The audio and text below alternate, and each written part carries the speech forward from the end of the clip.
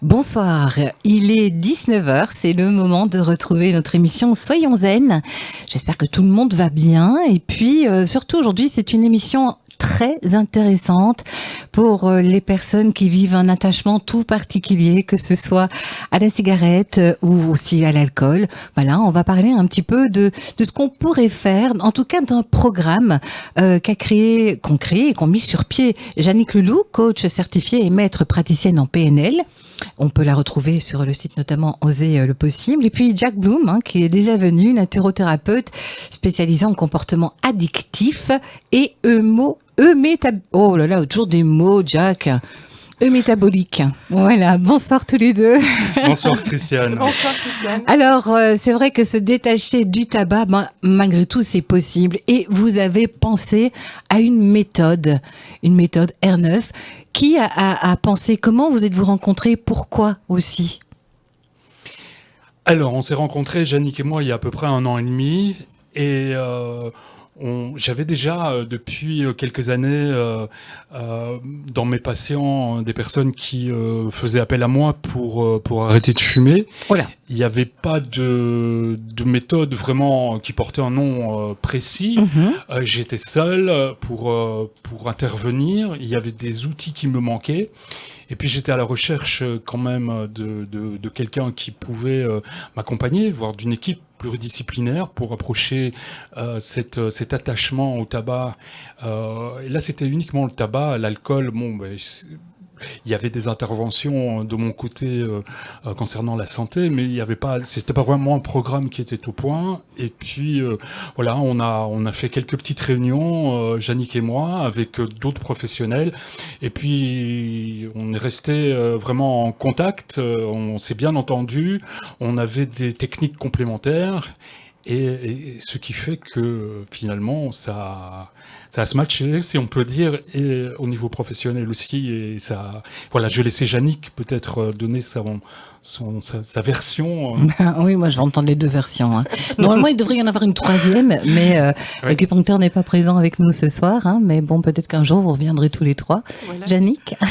Oui, eh bien moi de mon côté, j'avais des clients, parce que ce sont des clients pour moi et non des patients, qui étaient en souffrance par rapport à des habitudes, j'aime pas ce mot-là, des assiétudes, donc des comportements addictifs qui les dérangeaient beaucoup.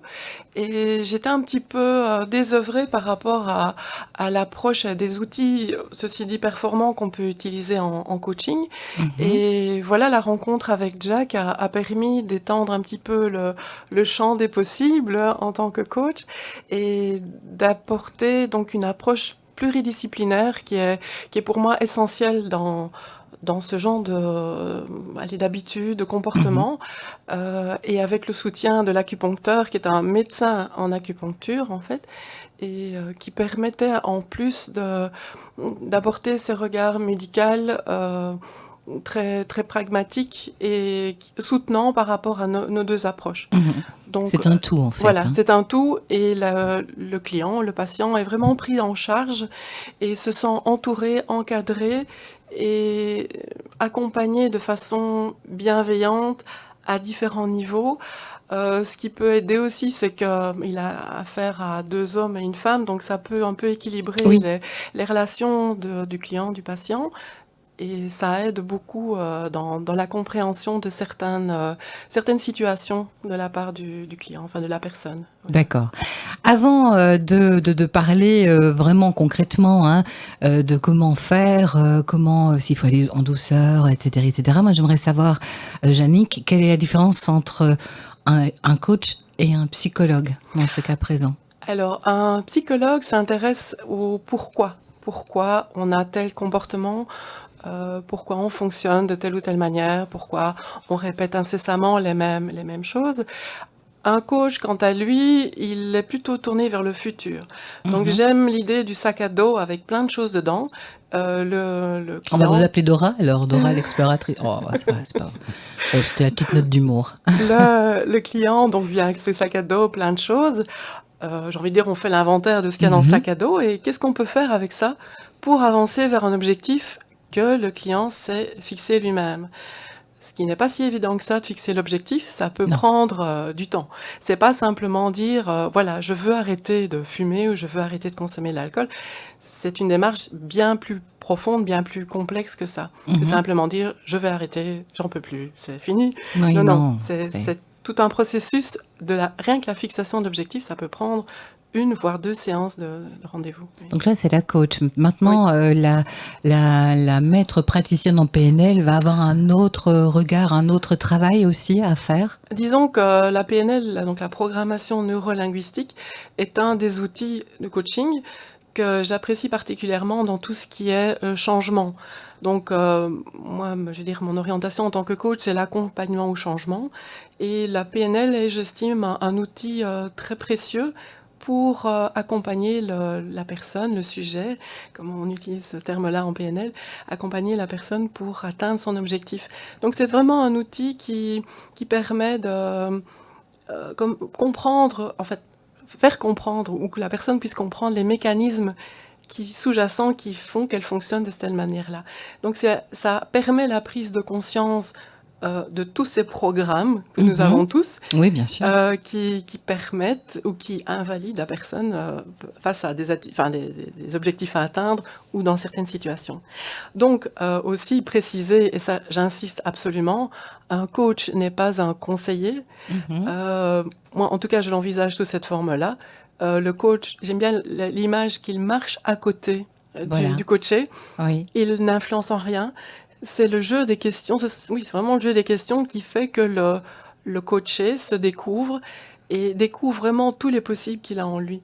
Et il a des ressources incroyables. Et sachant que toutes les solutions ne peuvent venir que de lui, et non pas de l'extérieur. Oui. Pourquoi ? Parce que ce qu'on reçoit comme information et d'idées à appliquer, à dupliquer de façon invariablement, ça ne marche pas, parce que ça ne colle pas à la personne nécessairement. Non. On a chacun son vécu. Voilà. Aussi. Et donc le fait que la personne trouve en elle les ressources par ce jeu de questions permet vraiment de trouver la solution, le programme adéquat pour aller atteindre son objectif, aller vers vraiment la voie qu'elle souhaite. D'accord. Moi, en tant qu'ex-fumeuse, ceci dit, on reste jamais que des ex-fumeurs, je pense, malgré tout, on ne devient jamais des non-fumeurs quand on a fumé. Voilà, 1000 fois, je me suis dit, je vais arrêter de fumer. 1000 fois, j'ai essayé d'arrêter de fumer. Une fois, j'arrivais à arrêter 1 an, 2 ans, 3 ans, puis je replongeais, et puis je recommençais, et puis j'arrêtais. Et donc là, c'est vrai que il faut pas secouer les gens, il faut pas leur dire mais non, arrête, c'est mauvais. Voilà, ça c'est vraiment pas ce qu'il faut faire. Il faut toujours rester comme c'est indiqué dans la bienveillance, et c'est ce que vous allez faire en tout cas. Mais il faut quand même une part de motivation du sujet. Tout à fait. Alors, la motivation typique, mon médecin m'a dit que je devais absolument arrêter. Mon mari en a assez de ces odeurs de tabac à la maison.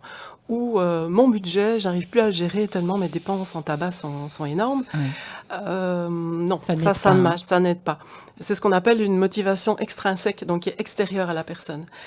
Si la personne a une motivation intrinsèque, je souhaite en conscience avoir une meilleure santé, que puis-je mettre en place comme démarche pour arrêter, pour que ma santé soit meilleure c'est pour soi-même qu'on doit le faire, pas pour les autres. Voilà, c'est ça, tout à fait. Ça ne doit absolument pas être une influence. Ça doit vraiment venir au bon moment. Et on peut avoir des clients qui viennent nous trouver, mon époux en a assez. Oui, mais vous? Ah, mais moi, c'est égal. Non, on n'accepte pas ce genre de client-là parce qu'il perdra son temps. Oui, et puis il n'arrivera pas à son objectif. Voilà, tout à fait. Et ce sera frustrant pour lui. Et ça ne fera que confirmer l'idée qu'on ne peut pas arrêter de fumer, que c'est impossible. Exactement. Alors que c'est tout à fait faux. Maintenant, j'imagine quand même que votre rôle, surtout en tant que coach, même si cette personne vient selon l'avis de quelqu'un d'autre, le fait de lui parler, de lui dire que ça doit venir de vous-même, etc., va peut-être, après quelque temps, faire son chemin dans sa tête. Bien sûr, mais pas immédiatement. Pas perdu. Non, voilà. Et pas immédiatement. Et on insiste beaucoup avec Jack et le médecin acupuncteur qu'on respecte absolument le rythme de la personne. On n'impose rien, on respecte son rythme parce que le rythme d'une personne n'est pas l'autre. Non, tout à fait. Et le rythme aujourd'hui de la même personne ne sera pas le même que demain. Non, mais non. Déjà, on ne sait déjà pas ce qu'on sera demain, où on sera et ce qu'on fera. Donc, ça, c'est clair. Voilà. Bon, voilà, maintenant, j'ai pris ma décision. Elle vient de moi. Je suis hyper motivée pour arrêter de fumer. Et Jack, hop là, je viens vous trouver. Qu'est-ce que vous me faites ? Alors d'abord, dans ce programme, la première consultation passe par moi. Je rebondirai après sur la motivation et sur certains cas particuliers au niveau de la raison pour laquelle on a repris le tabac. Oui. Et on s'est déjà fixé un objectif où j'arrêterai quand ce souci sera solutionné, parce que c'est ça qui m'a fait replonger. C'est un cas de figure qui existe. Tout à fait. Maintenant, Christiane, pour répondre précisément à votre question, comme je l'ai fait partiellement. Donc la première consultation, on passe par moi, et mes anamnèses, de toute façon, quel que soit le cas, durent 1h30. Pendant cette 1h30-là, on fait un petit peu un check-up de la santé. Il faut savoir que je travaille comme d'autres naturopathes en collaboration avec les médecins. Pour moi, c'est indissociable. Oui. On n'est pas là pour remplacer les médecins. On est là parfois pour les accompagner, parfois pour des petits bobos. Voilà, donc je ne vais pas trop m'étendre sur la multiplicité des raisons pour lesquelles, les multiples raisons pour lesquelles on peut venir me trouver, mais en tous les cas, au niveau de R9, il y a, on dresse un tableau du terrain, de comment la personne se sent. Je regarde également sa motivation, je la questionne, comment elle se sent, et encore une fois, la personne est à l'aise, il n'y a pas d'obligation. Ce qui est bien quand même, c'est lorsqu'elle a pris la décision, parce que parfois c'est pour juste prendre des informations, si l'information a été prise, le médecin avec lequel nous travaillons demande à ce qu'on prenne contact avec lui dès que la décision a été prise. Je pense que Yannick, c'est pareil. Oui, tout à fait. En général, c'est comme ça que ça se passe, mais il faut que la décision ait été prise. Sinon, il y a un laps de temps qui peut s'écouler à partir du moment où la personne vient juste prendre des informations, mais quand ça vient d'elle, lorsqu'elle téléphone et que ce n'est pas une tierce personne qui appelle, on sait déjà que c'est une personne qui, de toute façon, peut-être est-elle curieuse parce qu'elle se méfie, et c'est tout à fait normal. Aussi, oui, parce qu'on voit tellement de choses. Voilà, aussi. Et autant être en confiance, donc elle vient poser un petit peu ses bagages et voir s'ils peuvent rester là où elle les dépose. Et puis, lorsque la confiance s'est établie de part et d'autre, je regarde l'état de santé. J'ai l'habitude d'envoyer également des questionnaires préliminaires avant mes consultations, ce qui me permet, moi, de voir déjà un tout petit peu au niveau cardiovasculaire, au niveau communication cellulaire, au niveau métabolique, etc., l'état de santé de la personne. Et puis, je rebondis sur les habitudes au quotidien. Et puis, j'ai des choses que je mesure aussi. On y viendra tout à l'heure. Là, la première consultation se passe bien évidemment avec moi. Il y a tout ce qui passe également à la clinique. On voit si la personne est vraiment en souffrance. Aussi. Donc non seulement, et ça c'est le travail de Yannick aussi, de voir tout ce qui est le non-verbal dans l'échange, puis le temps de la personne, sa manière de... Voilà, il y a des tas de choses qui passent. Ça, c'est quand on a l'habitude. Ça se perd un petit peu de nos jours. Les consultations sont tellement rapides. Oui, c'est ça. Alors, c'est pas le médecin, c'est le système qui est comme ça. C'est le système, pas du tout. On va pas mettre ça sur le dos du médecin, effectivement. Non. Et une question avant de poursuivre, pourquoi R9 ?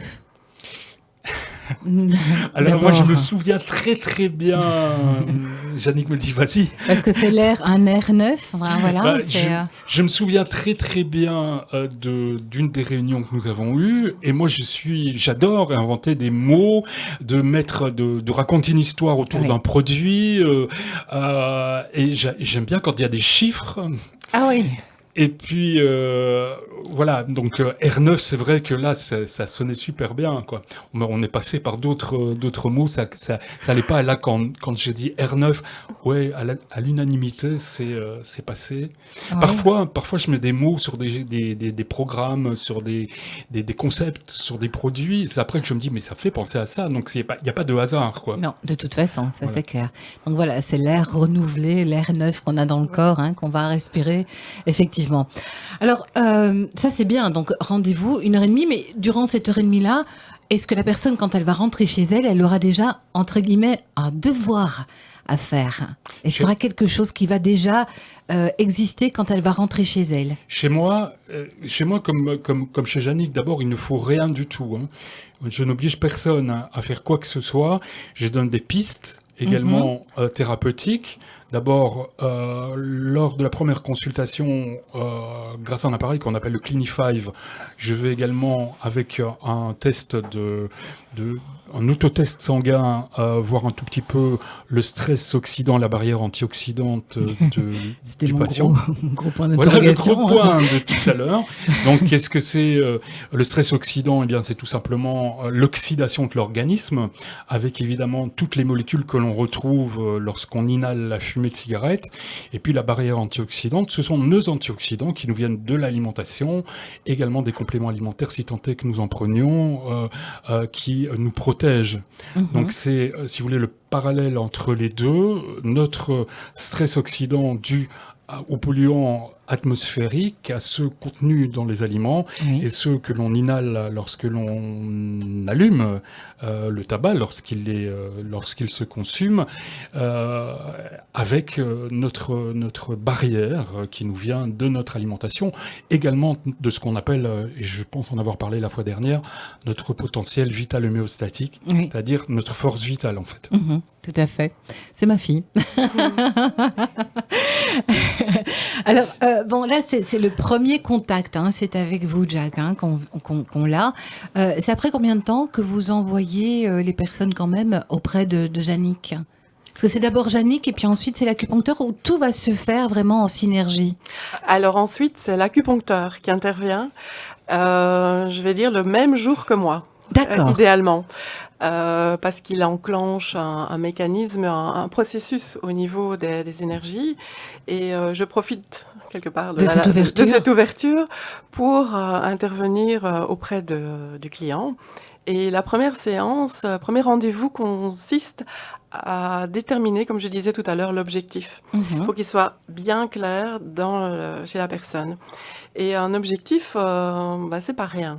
Ah ben non, c'est sûr. C'est vraiment tout un processus de réflexion, mais je veux dire dans la bonne humeur. Hein, c'est pas, oui, pas du ils tout. Vont pas à l'abattoir. Hein, non, pas du tout, et c'est absolument pas jugeant.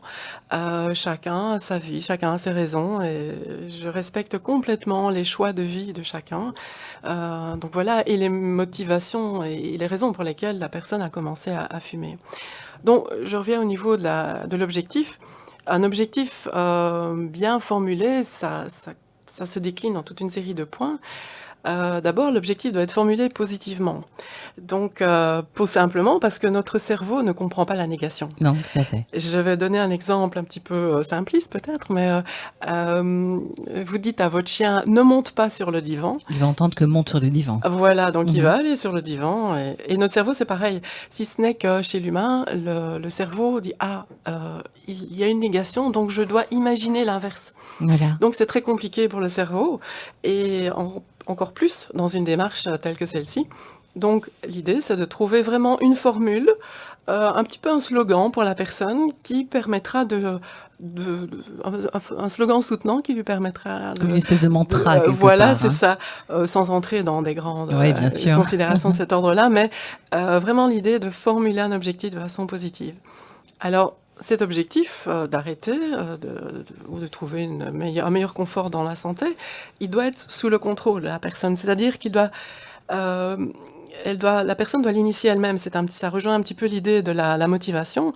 Mais donc cet objectif, c'est moi-même, moi le fumeur, je dois pouvoir le maintenir, cet objectif, à moi seul, sans nécessairement le soutien. Bon, après évidemment tout ce parcours R9, mais sans nécessairement un soutien systématique. Et donc, cet objectif, on peut dire qu'il doit dépendre exclusivement de moi. Alors, cet objectif, il doit pouvoir être, ce qu'on dit, testable sensoriellement. Donc, qu'est-ce que je verrai? Il faut savoir qu'en PNL, on travaille beaucoup sur les sens. Donc, la vue, l'ouïe, l'odorat, tout ce qui est kinesthésique.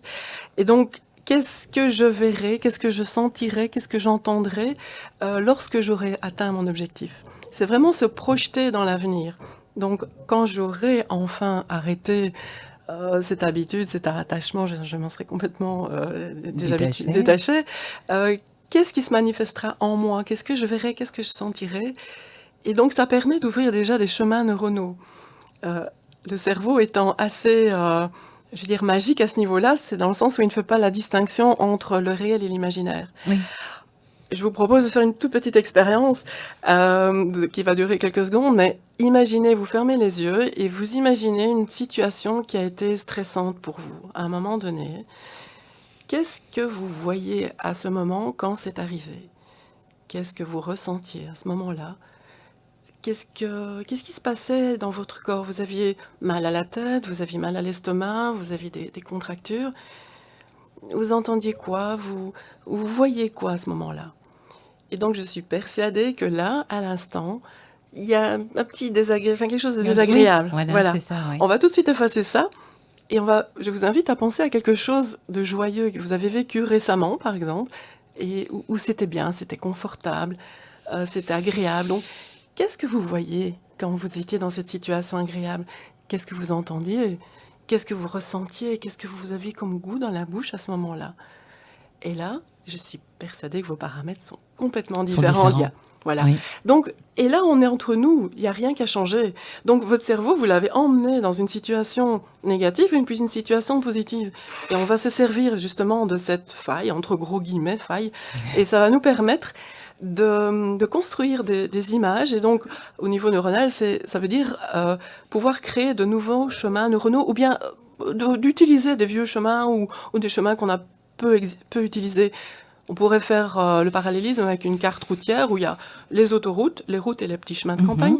Et bien, c'est plus utiliser les autoroutes, c'est aller davantage vers les nationales et puis pourquoi pas les petits chemins de halage et en faire le chemin confortable qui nous mène à notre objectif.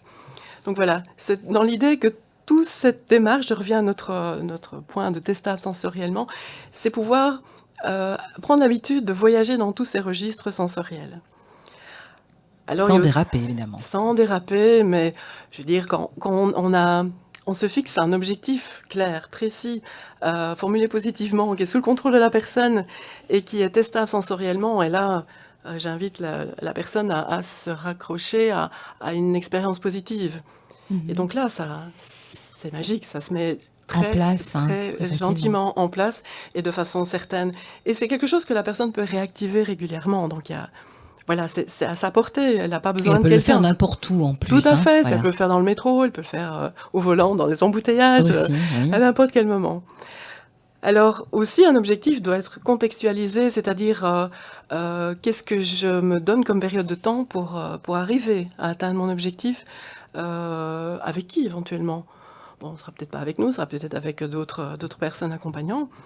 Et voilà, est-ce que mon objectif aussi n'est pas trop large? Est-ce qu'il est bien réaliste? C'est pas je veux la paix dans le monde, non, c'est voilà, c'est ma personne, je prends soin de ma santé et je veux vraiment arriver à mieux respirer, pouvoir refaire du sport. Enfin, il y a mille et une raisons qui peuvent amener à ce changement-là. Alors, j'embraye sur l'écologie. C'est l'écologie de l'individu, on ne parle pas de l'écologie du système. Sûr. Ici, ça veut dire que c'est un objectif qui n'a pas d'impact à long terme ou dans d'autres domaines. Bon, en principe, arrêter de consommer du tabac, c'est plutôt écologique pour la personne. Mais est-ce qu'il n'y a pas un avantage à ne pas atteindre l'objectif aussi? On pourrait l'imaginer. Voilà, je vis dans une famille de fumeurs. Si je deviens la seule personne qui ne va pas sur le balcon après le repas, il y a le côté social. Voilà, il peut y avoir des éléments qui peuvent être bloquants pour la personne. Ou alors, quel serait l'inconvénient à poursuivre, à atteindre l'objectif? Voilà, j'ai entamé la démarche, mais je ne la poursuis pas. Donc voilà, c'est toutes des pistes de réflexion qui est toujours dans la détermination de l'objectif. Donc vous voyez, c'est quand même pas si simple que ça. Non, tout à fait. Alors, quelque chose que j'aime bien, c'est l'objectif de l'objectif. Donc, en quoi l'objectif est-il important et à quels critères ou valeurs est-il lié? Oui, aussi. Mon objectif. Oui. Alors, n'existerait-il pas d'autres objectifs qui satisferaient mieux ou plus rapidement mes critères, mes valeurs? On peut se poser la question dans le domaine de la santé, hein. C'est valable dans tous les domaines. Oui. Et à quoi ça va me servir d'avoir atteint mon objectif? Voilà, qu'est-ce que, moyen, à long terme, vers quoi je vais avec cet objectif atteint? Alors, non le moindre, le prix à payer. On ne parle pas ici d'argent, on parle tout ce qui est temps, tout ce qui est énergie, effort sur soi. Et donc, quels efforts suis-je prête à ça coûte, quoi, je veux dire. Voilà, ça coûte de sa personne, je veux dire, pour pouvoir y arriver. Je modère tout de suite en disant, on est dans un cas de bienveillance, on y attache beaucoup d'importance, donc le prix à payer, on l'entoure de beaucoup de bienveillance, d'écoute, d'accompagnement. Donc là, ça ne doit pas être un effort au sens musculaire du terme. Ça doit être, c'est pas une épreuve. Oui, non, parce que là, ça pourrait vraiment un chemin. Faire l'effet inverse, hein, évidemment. Absolument, voilà. Oui. Donc ça, c'est vrai que ce sont des choses en douceur. Voilà. Alors, là, certaines personnes ne sont pas sensibles à cet aspect-là, mais c'est la cohérence ou la direction de l'objectif, c'est-à-dire en quoi l'atteinte de cet objectif va-t-elle dans la direction de l'être humain que je souhaite être, au final. Là, ça ne touche pas nécessairement beaucoup de personnes, mais des personnes qui ont eu une vie peut-être chaotique, une mauvaise santé ou une mauvaise hygiène de vie, tout simplement. Oui. Et ils ont toujours rêvé d'être quelqu'un de différent, physiquement, d'avoir un meilleur teint, d'avoir une respiration plus libre. Et donc, voilà, tout ça constitue un tout pour l'épanouissement de la personne, son estime d'elle-même, pas nécessairement sa confiance en elle, mais son estime d'elle-même. Une fierté aussi. Voilà, une fierté, une assurance dans la vie, dans ce qu'elle entreprend tous les jours. Donc voilà, un objectif, c'est pas si simple. Oh non, ça c'est sûr. Parce que c'est vrai qu'entre avoir l'objectif et puis se passer de ce goût, se passer de ce geste, hein, parce que c'est ça aussi, hein, finalement. Ce n'est pas seulement la santé, c'est le geste. Voilà, je termine de manger ou la première chose que je fais quand je me lève, c'est allumer une cigarette. Je rentre dans ma voiture, j'allume une cigarette. Oh, la cigarette après le repas, elle est magnifique, elle est magique. Voilà, il y a ça aussi qui est très important, hein. Oui, justement, et c'est pour ça que lorsqu'on voit les différentes techniques pour arrêter de fumer, bon, je dis pas qu'elles sont toutes achetées au panier. Non, il y en a qui fonctionnent. On n'a pas inventé le fil à couper le beurre. Par contre, Jack, vous me décevez. Non, j'ai pas dit. Voilà. J'aime bien de vous taquiner. Donc, il est clair que nous, ce qui nous importe, c'est d'avoir justement cette pluridisciplinarité. Et puis, si vous prenez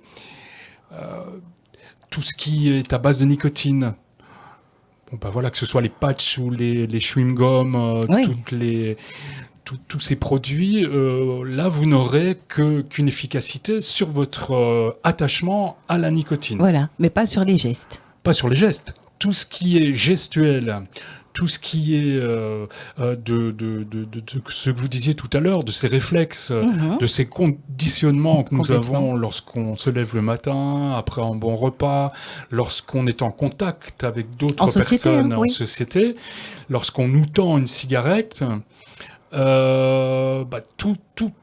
tous ces réflexes-là, le fait que l'on accepte lorsqu'on nous propose une cigarette, c'est avec Yannick que vous le travaillez. Il y a très peu de techniques. Toutes ces substitutions nicotiniques ne vont pas vous aider. Ah non, à ce niveau-là, non. Je vous fais la passe sur parfois les allergies cutanées qui parfois vont jusqu'au rush et ça, c'est très désagréable.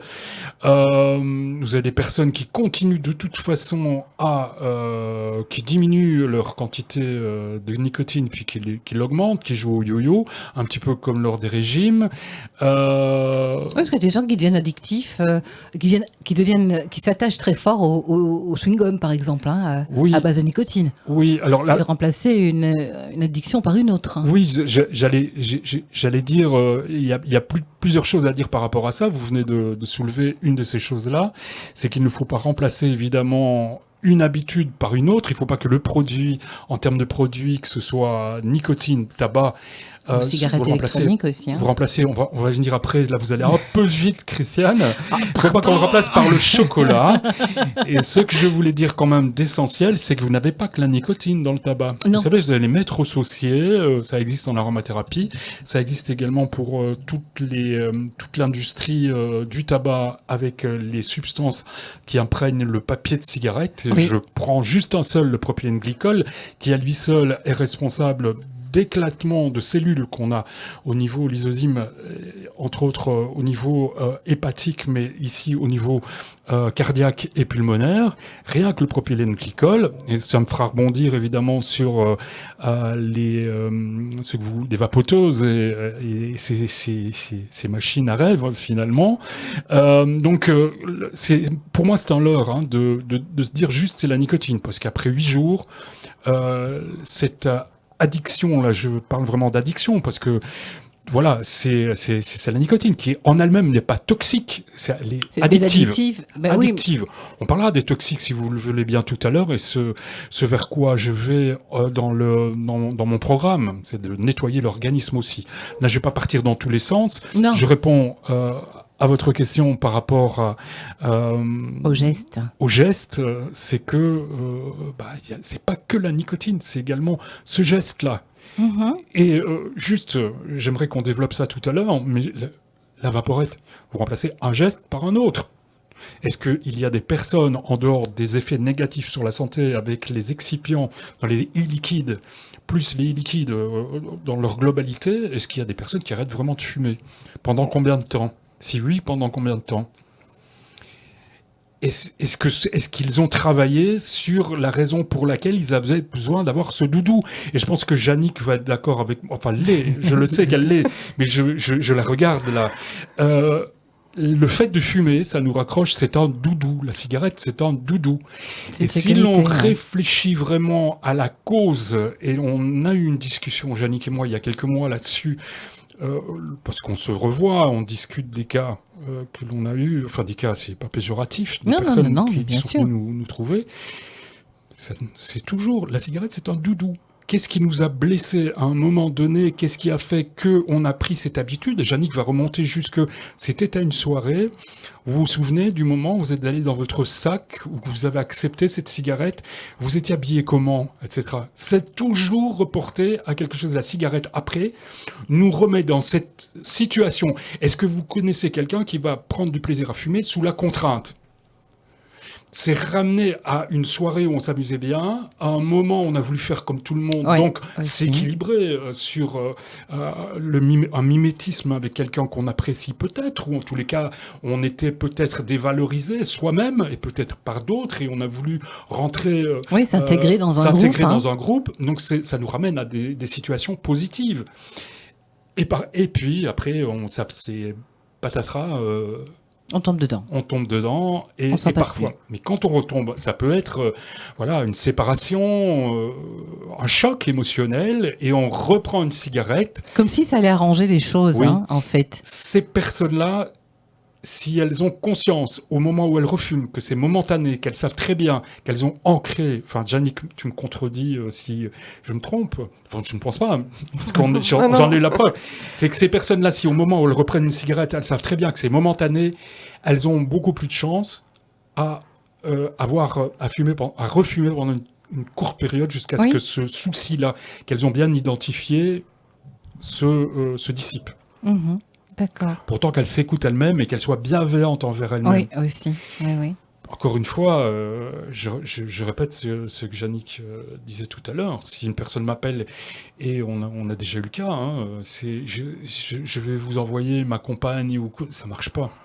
Non, ça marche pas. Puis après, nous, on n'a pas envie qu'on dise que c'est notre méthode qui ne fonctionne pas. C'est dès le départ, ça marche pas. Si c'est pas vous qui prenez cette décision, et non, c'est clair, ça c'est certain. Mais justement, moi je rebondis un petit peu aussi sur ce que Jack disait. Bien souvent, et c'est ce que je disais aussi quand je vous ai un peu coupé, mon cher Jack, c'est que on pense qu'une cigarette va arranger les choses. Voilà.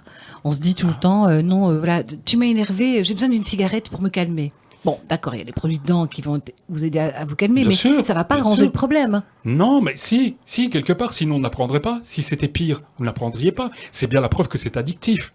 Ouais. Parce que ça solutionne momentanément momentanément. Vous avez une partie qui est c'est de la fabulation. Vous pensez qu'il y a une partie quand même de soulagement. Vous savez que la première cigarette, la nicotine en elle-même, éveille au niveau mental. Donc, parfois, certaines personnes vont dire, si elles n'ont pas fumé depuis un laps de temps et qu'elles fument de manière ponctuelle, ça va peut-être un peu les étourdir. En général, au niveau intellectuel, ça peut éveiller un tout petit peu. Vous avez des récepteurs nicotiniques. Lorsque la personne vient me voir, dans ce que je lui propose, outre le fait de nettoyer son organisme qui ne se concentre pas uniquement au niveau pulmonaire, c'est tout l'organisme qui est encrassé, il y a également des plantes qui vont agir, un cocktail de plantes que j'ai mis au point, qui vont agir au niveau de ces récepteurs nicotiniques. D'accord. Alors, il ne s'agit pas, et j'en parlais hier soir lorsqu'on a préparé cette émission avec Yannick au téléphone, il ne s'agit pas de dire on remplace, comme on l'a dit précédemment, tiens Jack, tu me dis il ne faut pas remplacer une addiction par une autre. Non, parce que là on va par palier. On va prendre ce cocktail de plantes pendant un temps, et puis on y va crescendo, et puis après on descend, jusqu'à ce qu'on n'en ait plus besoin. Il n'est pas question de se dire, à la place de la cigarette, je prends ce cocktail de plantes. Pourquoi pas ? Vous savez, moi je ne suis pas du tout contre les compléments alimentaires et contre le fait que l'on prenne des plantes. Je suis un des exemples, à mon avis, un des exemples qu'il y a peu d'une personne qui consomme quand même pas n'importe quoi, au niveau qualitatif, pas n'importe quoi au niveau quantitatif, mais qui suit vraiment pour les compléments alimentaires, pas n'importe lesquels évidemment. Non. Mais là, on parle d'addiction, on parle d'attachement au tabac, et c'est pas commencé maintenant, au départ. Peut-être que je devance vos questions, mais au niveau comportemental. Vous savez, l'aromathérapie, vous avez reçu Tina Russillo ici dernièrement, qui est une amie qui est formidable. Tout Tina, à fait. Ah, ça, oui. Au niveau aromathérapie, vous avez également des huiles essentielles qui vont vous aider à vous relaxer. Et vous pouvez très bien respirer des huiles essentielles plutôt que de prendre votre paquet de cigarettes, prendre votre flacon d'huile essentielle, votre sniffette ou un mouchoir que vous avez, sur lequel vous avez déposé quelques gouttes d'huile essentielle. Et vous aurez la gestuelle momentanément, sans l'effet négatif, pervers de la nicotine, qui n'est pas le seul.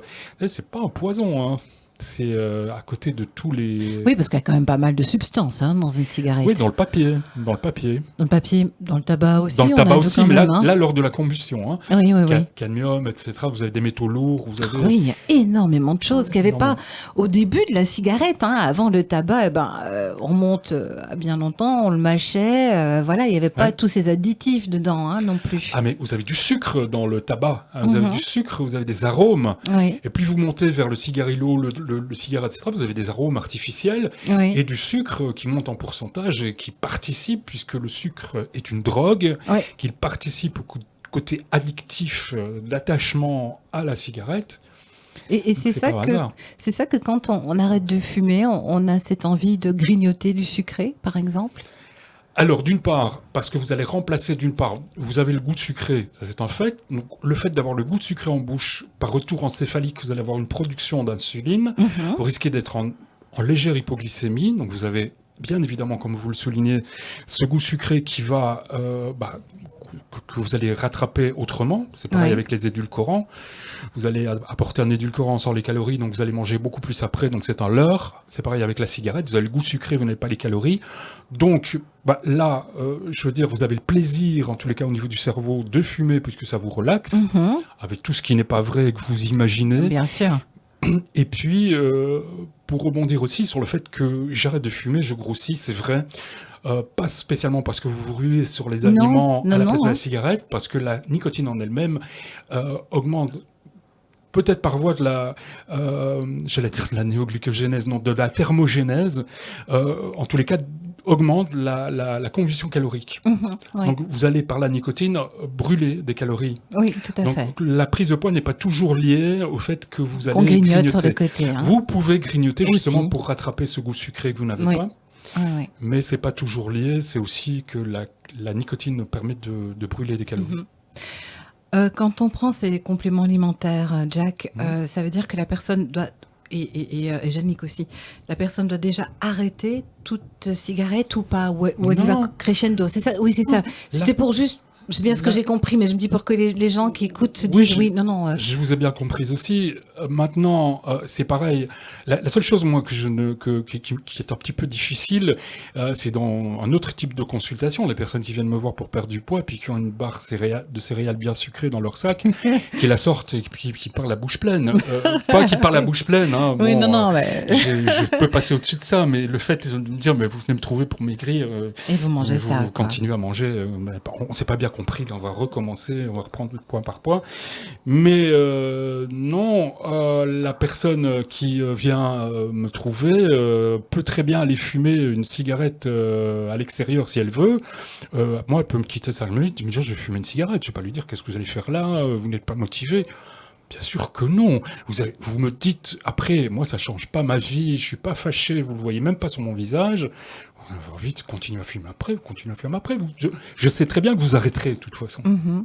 Oui. Je sais très bien que vous arrêterez. Alors ça peut paraître prétentieux, c'est dans d'autres catégories de mes consultations, des taux élevés de triglycérides, un foie gras, on approche de Noël. Oui, stéatose hépatique, en peu de temps, vous allez dire qu'on ressemble à des dindes.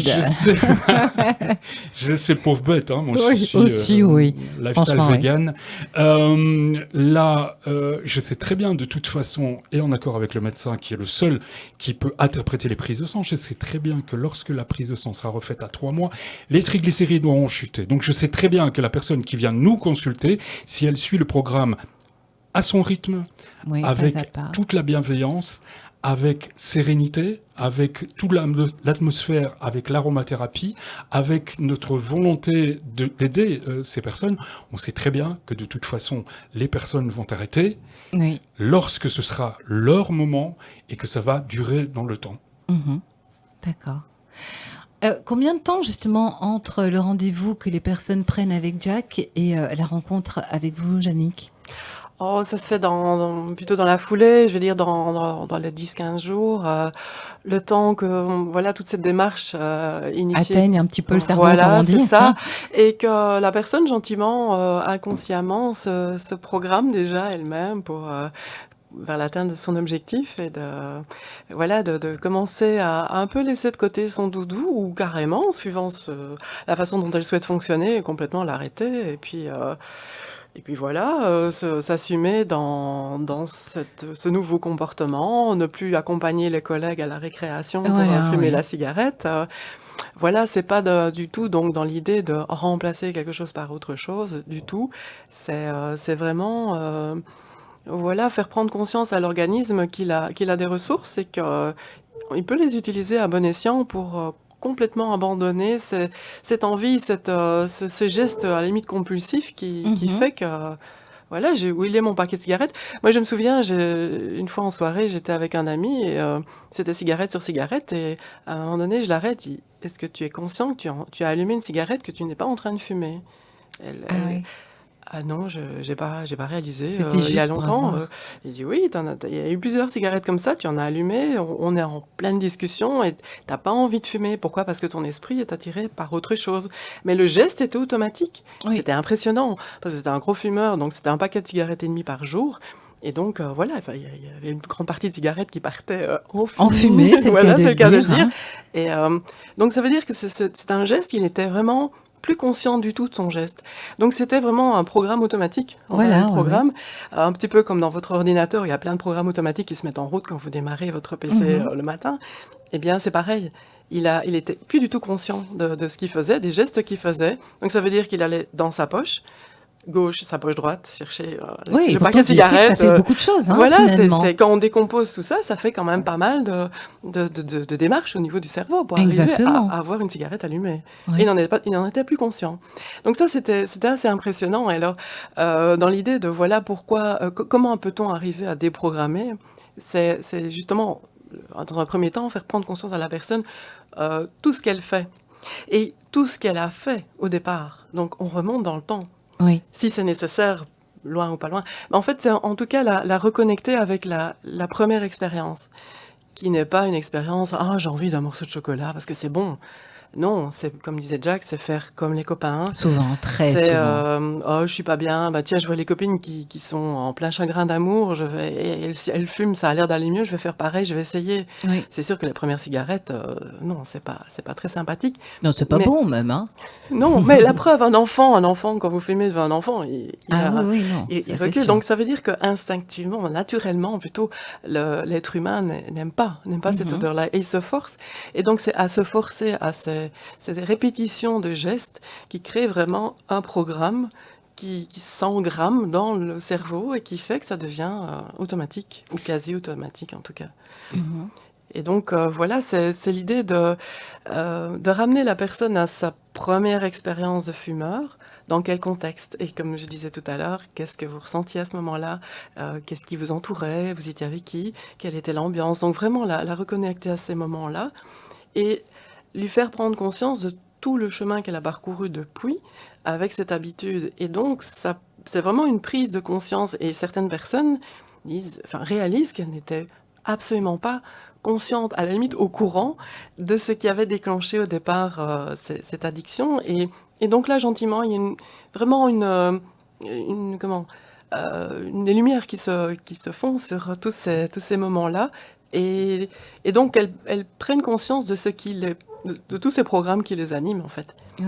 Et donc, dès le moment où elles en prennent elles-mêmes conscience, je rappelle toujours, c'est par le jeu des questions. Voilà. Donc, je n'impose rien, je questionne, des questions toujours très ouvertes, et pour qu'elles s'ouvrent à leur propre comportement, elles réalisent ce qu'elles font.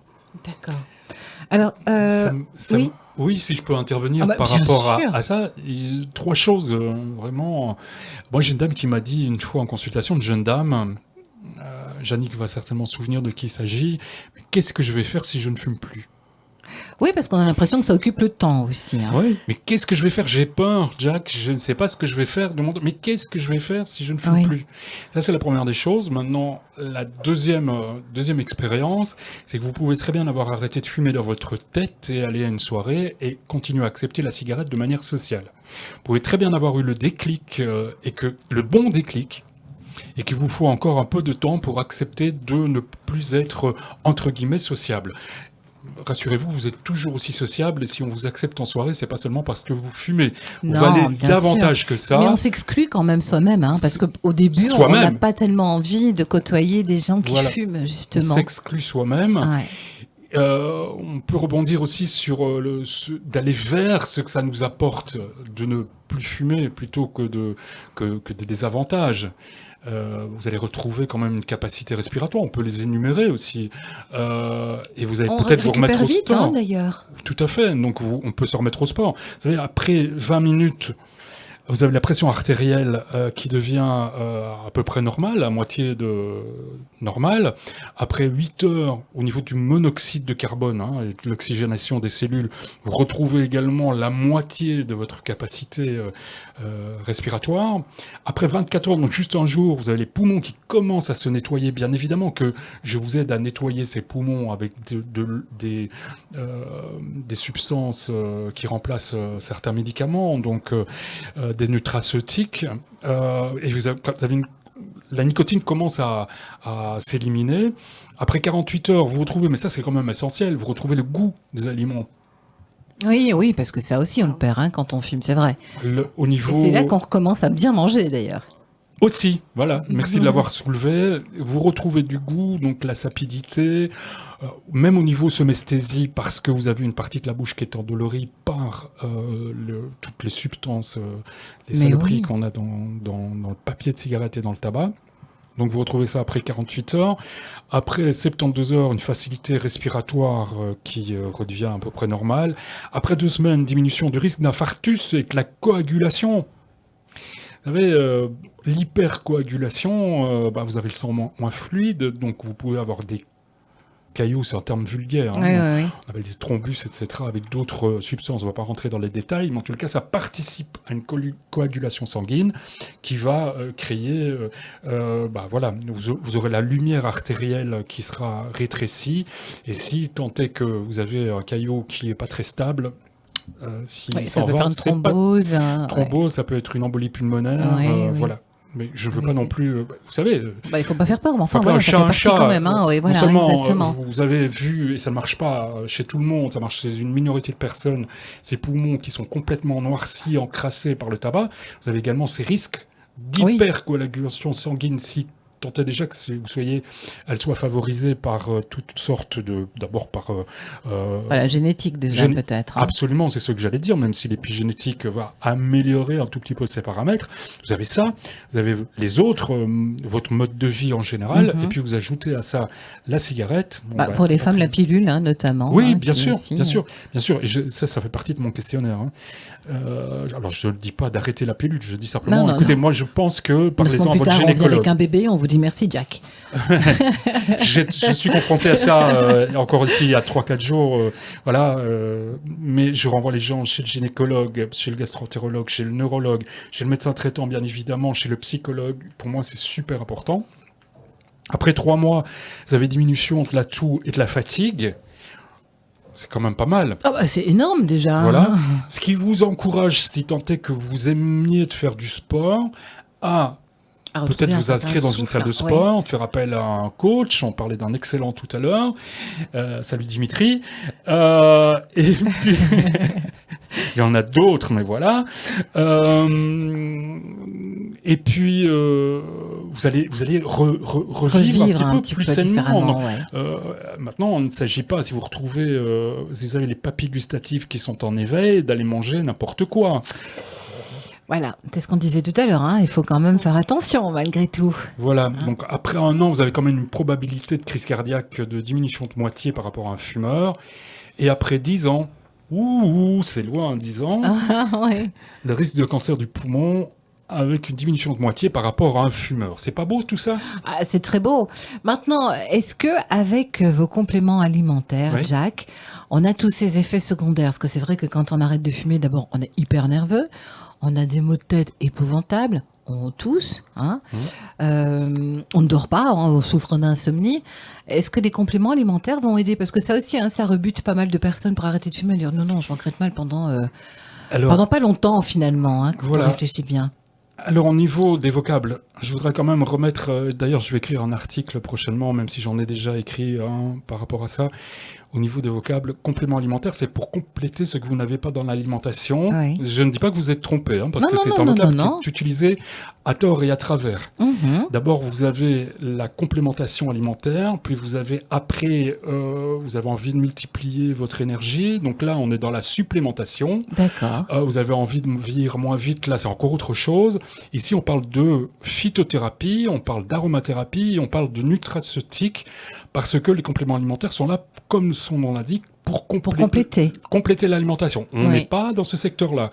Si vous prenez l'acétylcystéine, la N-acétylcystéine, qui est, je ne peux pas citer de nom, mais ces petits sachets que vous mettez lorsque vous êtes encombré, que le médecin, qui est vraiment... là, c'est vraiment une bonne prescription, va vous donner, ça s'arrête pas uniquement au niveau pulmonaire, ça va aller plus loin, ça permet de fabriquer du glutathion peroxydase, qui est notre plus grand antioxydant endogène.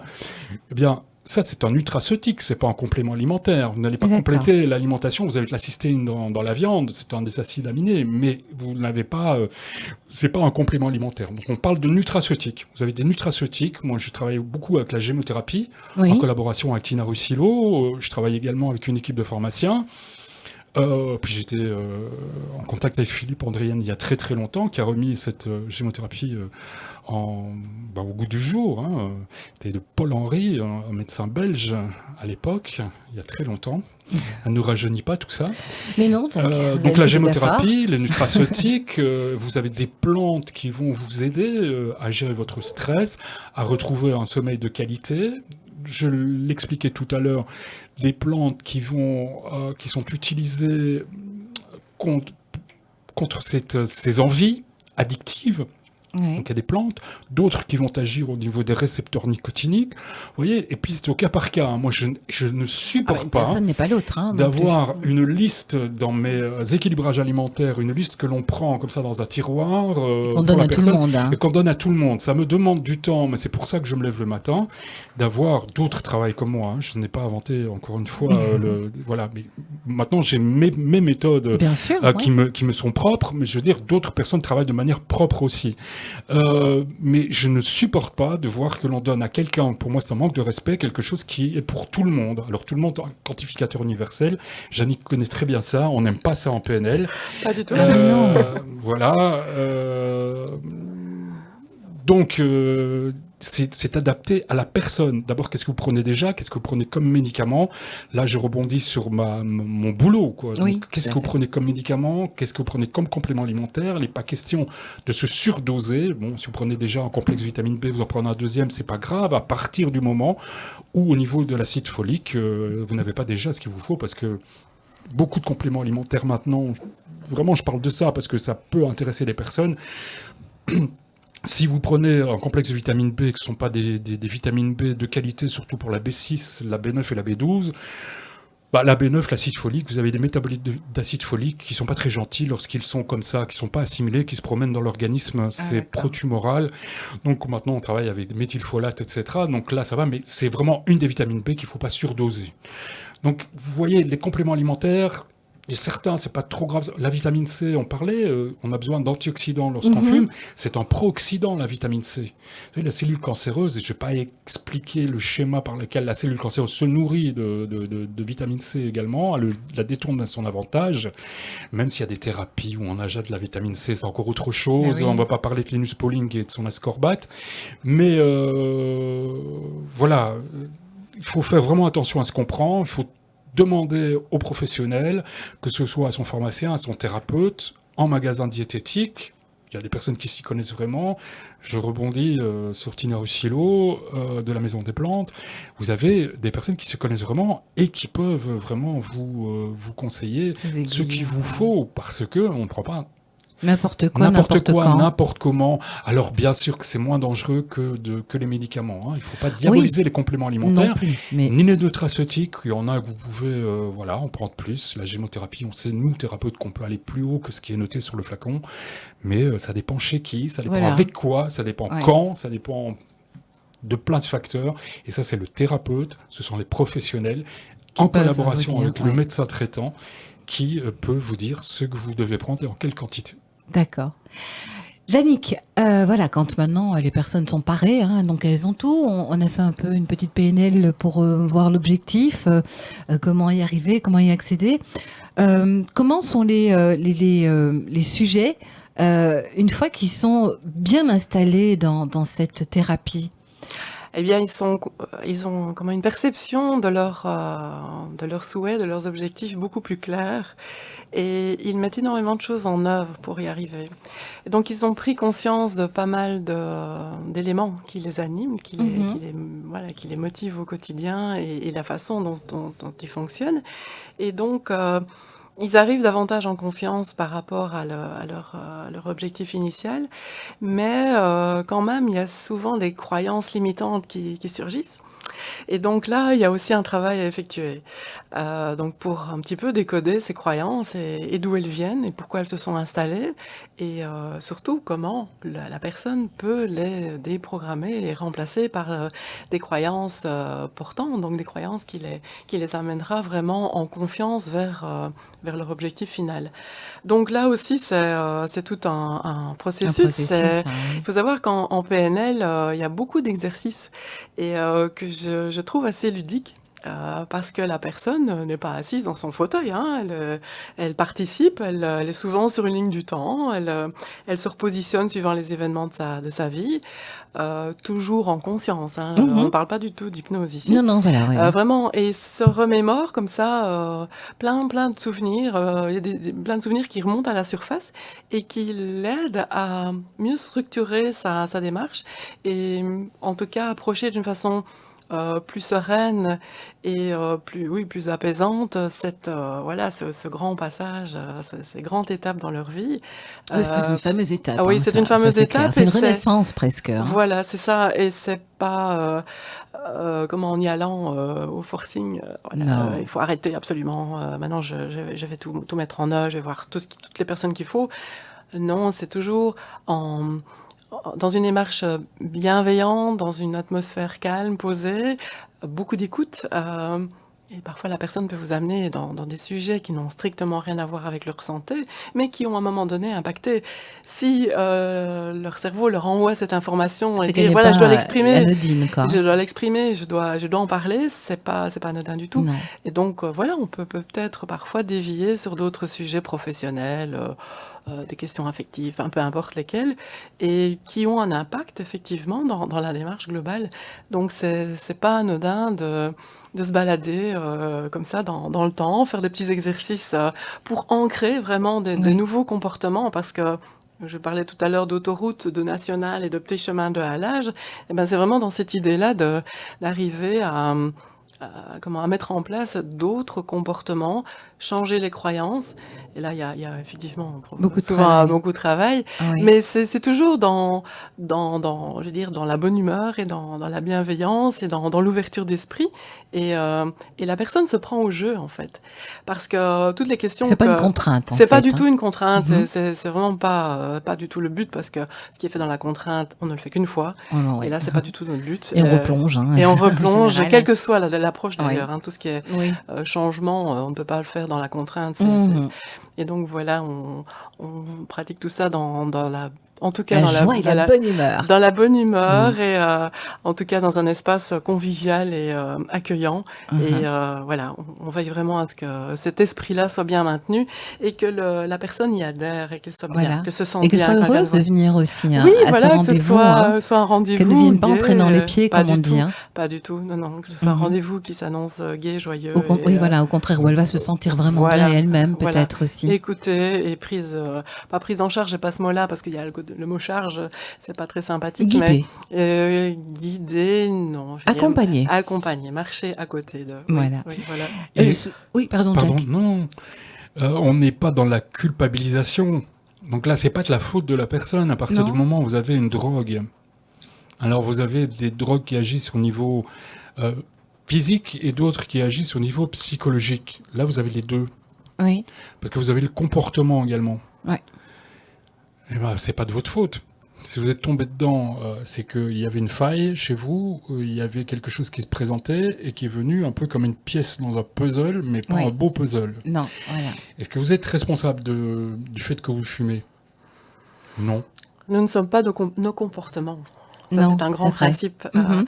Le fumeur n'est pas une personne à bannir. Non. Mais vous avez des saboteurs aussi. Oui. Vous avez des saboteurs aussi. Soi-même, on peut se saboter. Se dire, je continue à fumer, je sais que ça me fait du tort, je fume parce que je suis blessé. Et que là, je suis blessé. Alors, les saboteurs, c'est encore autre chose. Hein. On pourrait développer. Mais je veux dire, ne fût-ce déjà même qu'au niveau du mal qu'on se fait.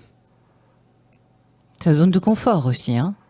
Ça, c'est encore autre chose. Donc, dans la zone de confort, expliquez-moi ce que vous voulez dire par rapport à la zone de confort. On quitte sa zone de confort par rapport à... Non, quand on fume, on est dans sa petite zone de confort. Donc oui, d'accord, parfait. Ne peut nous arriver. On va pas avoir mal à la tête, on va pas être nerveux. Exactement. Voilà, quoi. Exactement. Et on garde son cercle d'amis qui fument. Voilà. Exactement. Moi, j'aime bien l'idée d'élargir sa zone de confort. C'est pas parce qu'on arrête de fumer qu'on quitte sa zone de confort. Non, mais on a des nouveaux outils. Voilà, effectivement. On a des nouveaux outils qui nous permettent d'élargir cette zone de confort. Oui. Donc on est à l'aise dans une plus grande surface, dans un plus grand volume. Tant qu'à faire, c'est pas plus mal. Voilà. On se résume au fait d'être un fumeur, alors. On se résumerait au fait d'être un fumeur. On n'est pas que ça. On n'est pas que ça. Enfin, on est bien plus que ça. Je me mets dans ce groupe. Voilà, mais... On est bien plus que ça, et puis on peut découvrir ses potentiels. Et en tous les cas, ça, c'est le travail de Jannick, de faire découvrir d'autres potentiels, d'autres champs des possibles, qui nous mettra dans des situations aussi agréables, si tant est que ça le soit vraiment tout le temps. Parce que quelqu'un qui fume, c'est très bien. Bon, d'accord, ça l'apaise sur le moment, tout en sachant très bien, de toute façon, que c'est une épée de Damoclès. Hein. Voilà. Alors, les maladies sont multifactorielles. On sait quand même que le tabac, c'est quand même une des causes de mortalité, plus fréquentes, quand même, au niveau de la prévalence, c'est quand même lourd, quoi. Ouais. Ça, c'est vrai. Pas venu pour vous donner des chiffres hier. Je Non, disais à c'est Jannick, vrai. qu'est-ce que je viens avec des chiffres? Non, on va pas leur en C'est plus rajouter le travail une de couche, Jannick, hein. d'ailleurs, les chiffres. J'ai Bon, mieux les maintenant- lettres, moi. C'est vrai que le temps passe, donc on va peut-être passer maintenant à un sujet. Et puis, faudra peut-être que vous fassiez un petit point hein, sur ce qu'on vient de dire. Mais par exemple, qu'est-ce que vous pensez de la vapoteuse l'un et l'autre? Ah non, là, c'est changer un comportement par un autre. Donc, c'est utiliser exactement les mêmes circuits neuronaux. Point. Mhm. Et là, je suis intransigeante. Non, c'est changer de doudou, mais c'est le même doudou, C'est le finalement. même doudou. Ça ne change strictement rien. D'accord. En Si tout cas, la on personne comporte- croit que ça change, mais non, au niveau Ça comportemental, ça ne change rien du tout. Mhm. Moi, je voudrais dire par rapport aux vapoteuses que les personnes qui vendent les e-liquides sont des personnes bien intentionnées, qui sont pas là pour vous nuire. Il n'est pas question d'aller, suite à ce que je pourrais dire, aller trouver la brave personne qui vend des e-liquides, tu es un empoisonneur, et parce que la personne, elle le fait d'abord parce que il est en fait certain que c'est moins nocif, j'ai quand même rebondir là-dessus, moins nocif que le tabac, mais ça, c'est quand même nocif, que ça soit le propylène-glycol ou la glycérine. Vous savez, la glycérine, si vous en mettez trop dans un cosmétique, d'abord c'est poisseux, vous avez une crème qui est poisseuse, dans le produit de rinçage, ça déshydrate, la glycérine absorbe l'eau, donc vous avez une déshydratation pulmonaire. Hein. Mhm. Il faut qu'on le sache, vous inhalez de la glycérine qui déshydrate. Les personnes qui ont des soucis pulmonaires, je ne tombe pas sur le nom, là, enfin peu importe, ça me reviendra tout à l'heure ou pas. De toute façon, vous avez une déshydratation et le propylène-glycol, je l'ai expliqué tout à l'heure, est un poison monumental que l'on trouve dans les cosmétiques conventionnels, que l'on trouve dans les produits de rinçage des lave-vaisselle et qui font éclater des sacs à enzymes au niveau hépatique, au niveau cardiaque. Et c'est pas l'idéal non plus. Sachez aussi que tout ce qui est porté à haute température est toxique. Au niveau alimentaire, au-dessus de 100 degrés, c'est l'alimentation. Vous avez d'abord réaction de Maillard, glycosylation, etc. Donc vous avez caramélisation des protéines, de toutes sortes de substances. Vous avez les liaisons croisées, le sucre avec les protéines. Bref, on a ça également dans le vieillissement de la peau, le collagène qui durcit, etc. Donc vous avez, lorsque vous portez ces produits à haute température, des effets toxiques. Ça, c'est un fait. Que ce soit de l'emphysème pulmonaire, voilà le mot que je cherchais tout à l'heure, oui. que ce soit n'importe quelle pathologie au niveau pulmonaire, vous aggravez, alors de manière moins importante que la cigarette traditionnelle. La cigarette, mais en tous les cas, ça n'est pas, en tous les cas, anodin. Et lorsque j'entends certaines personnes qui disent, à la limite, on a presque l'impression que la vapoteuse, au-delà d'être moins nocive que le tabac, va apporter quelque chose. Qu'est-ce que ça vous apporte? Des arômes chimiques? Vous ne croyez pas qu'on en a déjà assez comme ça? Des arômes chimiques, alors entendons-nous bien, un arôme chimique par rapport à un arôme naturel, c'est la vanilline. La vanilline est une des molécules qu'on trouve dans la vanille. C'est une molécule nature identique. C'est pas encore chimique, mais vous avez des arômes complètement chimiques dans les liquides. Des choses, des fleurs de laboratoire, des choses qui n'existent pas dans la nature. Donc vous devenez addict à des substances que vous ne connaissez pas. Donc comme le cerveau il est curieux de ça, vous avez des arômes, des nouveaux arômes, vous essayez quelque chose qui n'existe pas dans la nature, on part complètement dans le délire, quoi. Ouais, c'est vrai. Bluffez votre cerveau avec des arômes qui n'existent même pas sur la nature, sur Terre, quoi. Ouais, non, c'est clair. Ok, mais c'est bien cet éclaircissement, hein, quelque part. Bon, on arrive au bout de cette émission. Qu'est-ce que vous auriez envie de dire encore par rapport à cette méthode R9 ? Tous les deux, Jack et Jannick. Ce qu'on peut dire R9 oxygène, hein, parce qu'on a Oui, R9 oxygène, pardon. Hydrogène. Pour mieux gérer sa consommation d'alcool. Vous savez, il y a 5 stades à l'alcoolisme, dont le premier d'abord, et ça dépend un peu des écoles, mais le premier est l'abstinent total, et ça va jusqu'à l'alcoolodépendant, qui est une maladie. Encore une fois, la personne n'y peut rien, même si son entourage et elle-même souffre énormément. Oui, il y a des dommages collatéraux. Hein, c'est un sujet vraiment très vaste, c'est un sujet très délicat, et là, nous ne promettons absolument pas que les personnes vont arrêter de consommer de l'alcool. En tous les cas, elles vont gérer leur consommation d'alcool, peut-être en boire un petit peu moins, et en tous les cas au niveau des paramètres santé, notamment au niveau hépatique, cytochrome P450, drainage de l'alcool, également au niveau du cerveau, du lobe frontal, on va complémenter justement pour protéger à la fois la sphère hépatique et également le lobe frontal, qui est le lobe, si je peux dire, du raisonnement, qui est également complètement fermé à partir du moment où une personne est déprimée. C'est pour ça que d'essayer de l'amener à la raison, c'est pas possible. Vous avez l'amygdale, etc. Et au niveau du cerveau, des cellules qui vont vraiment lui envoyer des substances pour que le lobe frontal se bloque. L'alcool fait ça. D'accord. Donc il faut protéger le lobe frontal au niveau du cerveau et il faut protéger le foie. C'est déjà pas mal. C'est déjà beaucoup. C'est déjà pas mal, et puis aider l'entourage, parce qu'on est là tous les deux quand même à l'écoute. Moi, je suis formé en communication et relations d'aide aussi, avec ce formidable outil PNL. Jannick, elle est une spécialiste de la PNL. Moi, j'ai une formation également au niveau des attachements, des comportements addictifs. On est là aussi pour écouter ces personnes. Là, on entend des chiens. Moi, j'adore les chiens. Ils sont où, les chiens? En l'occurrence, c'était des chiennes, hein, j'ai rien dit. Ah, j'ai pas vu. Alors, qu'est-ce que je peux dire d'autre par rapport à R9 ? Donc, vous avez R9 oxygène, dont nous avons parlé aujourd'hui, et R9 hydrogène. Je sais pas, vous avez d'autres questions ? Peut-être nos coordonnées aussi Bien sûr, ça j'allais y arriver. Hein. C'était pour voir un petit peu le final de cette. En pleine sécurité, en pleine confiance avec vous, Christiane. Oui, mais bien sûr, parce que voilà, on vous retrouve l'un et l'autre, bien sûr, sur le net, puisque voilà, ça passe par là aussi maintenant. Oui. Jannick, vas-y. Qu'est-ce que j'ai dit, Jack ? Oui. Pardon ? Qu'est-ce que j'ai dit ? Non, mais... rien. Oui, non. Rien de mal. Rien de mal, je suis pas parano. Non, j'espère bien. Ce serait quand même un petit peu triste. Hein. Ouais, ce serait triste. Non, mais voilà, mais oser le possible, Jannick, le loup, c'est aussi le titre finalement de l'endroit où on peut vous retrouver. Oui, tout à fait. C'est donc j'ai un petit site internet qui s'appelle oserlepossible.com. Pour tout contact, il y a c'est 0492 207 249 et une adresse mail info@oserlepossible.com. Et n'hésitez surtout pas à téléphoner pour avoir des renseignements complémentaires. Voilà. Et par rapport à la démarche globale. Moi j'ai envie de dire que tout est possible. Tout est possible. Que toutes les ressources sont en nous, elles existent bien en nous. Tant que c'est pour nous faire du bien. Tant qu'à faire. Et voilà, surtout dans les questions de santé. Donc voilà, nous avons toutes les ressources en nous pour atteindre ces objectifs d'une meilleure santé, d'une vie plus confortable, plus sereine aussi, moins plus agréable, n'ayons pas peur des mots. Voilà. Et donc, outre ces programmes auxquels je participe avec Jack et donc le médecin acupuncteur, j'accompagne tout ce qui est changement d'une façon générale, tout ce qui est transition, développement personnel et aussi, ça c'est une autre branche de mon activité, la gestion de projet.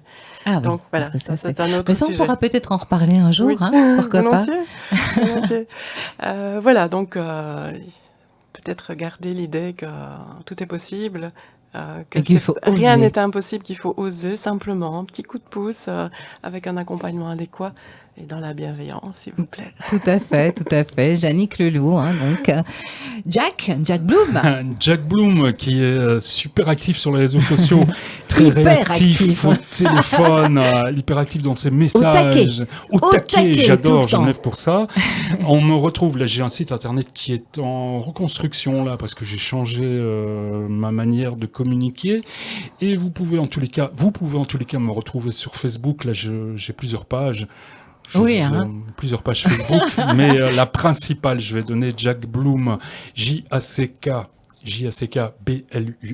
Jack Bloom, naturothérapeute sur Facebook. Et là, vous serez amené à aller cliquer sur d'autres pages. Exactement. Un numéro de téléphone qui est le 0496 314 315, 0496 314 315. Vous disiez, j'ai pas compris. Et Jack répond tout le temps. Si c'est pas dans la seconde, il rappelle. Ça, pour moi, c'est une condition sine qua non et du bonheur. Alors, là où nous recevons, c'est peut-être bien de dire où on reçoit. On Bien reçoit sûr. à Verviers, rue Thiers-Merdieux, numéro 10. Alors là, c'est un petit peu compliqué à Verviers. Je vous dirais en face, un peu plus bas que l'hôtel de ville, parce que vous avez la place du marché. Un tout petit peu plus bas, la rue part un tout petit peu sur la gauche, mais vraiment très légèrement. Là, il faut être géomètre pour le voir. Là, ça devient la rue Thiers-Merdieux, et vous avez une excellente galerie d'art qu'on appelle Nao Expo, et nous recevons à l'étage. Vous êtes reçus d'abord. Une galerie d'art. Ah ouais, Parce non, que nous mais sommes là, des alors, pour le chefs-d'œuvre. moment, on a une fille là, Véronica, qui expose des œuvres superbes. Moi qui n'aime pas le bling bling, ça n'est pas bling bling, mais c'est très lumineux. Je sais pas, Jannick, tu as vu? Ah oui, j'ai vu, c'est magnifique. Magnifique, vraiment. Oui. Et les personnes d'ailleurs se promènent un petit peu dans la galerie avant de venir nous voir ou en Ça descendant. détend en même temps. On crée déjà l'ambiance au Voilà. rez-de-chaussée. Exactement. On a de la musique, voilà, puis c'est une superbe bâtisse, maison, voilà, une très belle maison, et puis on a un cabinet dans lequel on a travaillé avec des snutes cosmonautes pour rafraîchir tout ça. On a de bons souvenirs. J'imagine que ça doit être un endroit très relaxant en même temps, en vous voyant, bien sûr. Tout à fait. Mais écoutez, merci beaucoup à tous les deux, Jannick et Jack. Merci à vous, Christiane. Mais avec plaisir. Et puis on se retrouve pour d'autres aventures, hein, bien entendu. Vous le savez, on est comme ça, nous. Hein. On n'hésite pas. On n'hésite pas. Prenez soin de vous. Voilà, merci. À bientôt. À bientôt.